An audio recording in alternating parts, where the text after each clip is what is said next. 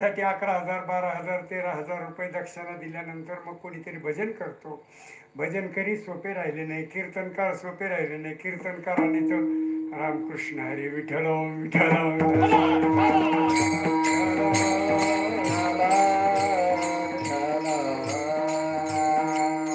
नाही. मला आपल्याला काही कोणाचा विरोध करायचा नाही. हे ज्याला घ्यायचं घ्या, त्याला विरोध केला पाहिजे ना, करायचं नाही म्हणजे? नाही सांगतो ना त्याला, तो करायचा पण कसा करायचा सांगतो. दुसरी एक त्याच्यात पद्धत आहे. विरोध आपलाच करावा, आपला विरोध करावा, कीर्तनकाराचा नाही. मला सांगा, तुमच्या घरी येऊन एखादा कीर्तनकार म्हणला का, विद्यागुरु तुम्ही आमचं कीर्तन ठेवा, असं इंदुरीकर आलते का तुमच्याकडे? नाही. तुम्ही त्यांच्याकडे बारी लावून जाता हो, आणि मग पुन्हा म्हणता हे पैसे लय मोठे घेतो. त्याला काय अर्थ आहे? माझं हे म्हणणं आहे की चूक आपली आहे. कोण कीर्तनकार किती पैसे घेतो आणि काय काय व्यवहार करतो ते मला नाही म्हणायचं, पण ती चूक आपली आहे. कोणाला कीर्तनाला बोलवावं, कोणाला नाही बोलवायचं, कोणाला द्यायचं का नाही द्यायचं ते तुम्ही ठरवा ना. तुम्ही विनाकारण लोकांना नावं ठेवण्यापेक्षा, किंवा त्याच्यात आपल्या वारकरी संस्थेचे आणि काही मालिकामध्ये पहिल्या 2 पेजवर आता वारकरी संस्थेचे नियम आले, आणि त्याच्यामध्ये एक नियम आहे, तुम्हाला कसा परमार्थ करायचा ते करा, पण कुठल्याही संताला नावे ठेवू नका.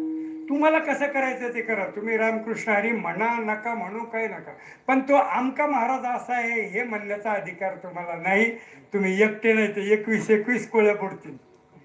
कशाला पाप कशाला घ्यायचं? हा, म्हणजे चूक आपली आहे.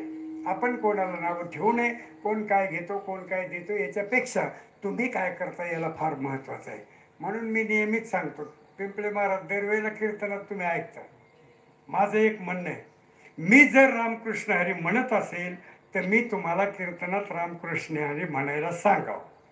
मी जर विष्णू सहस्त्रनाम घेत असेल तर तुम्हाला घ्यायला सांगावं. मी काकडा हरिपाठ करीत असेल तर तुम्ही करा म्हणावं. नाही तर तू कशाला करतो, तू तू करीत नाही ना मला सांगतो. कारण त्या अधिकार हा शब्द त्याचा आहे.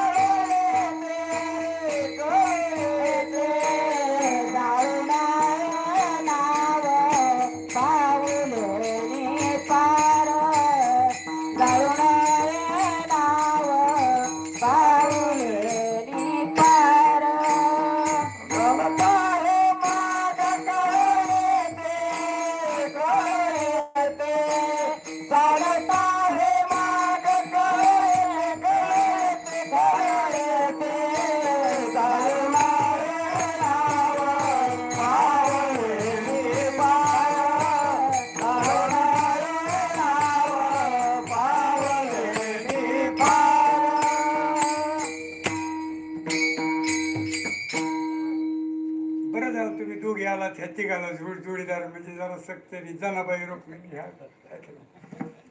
अधिकार तैसा धावीला मार्ग. हा, आणि जाळू म्हणजे नाव पावलेनी पार. आपण एकच काम करावं, जो आपला अधिकार आहे तो, आणि ज्याला द्यायचंय तो सुद्धा तोही अधिकारी असावा, देणाराही अधिकारी असावा आणि घेणाराही अधिकारी असावा. या दोन्ही दृष्टीने तो अभंग वापरला जातो. छान प्रमाणे काय करावं, आपण जे करतो ते, आणि समाजावर परिणाम तेव्हाच होतो.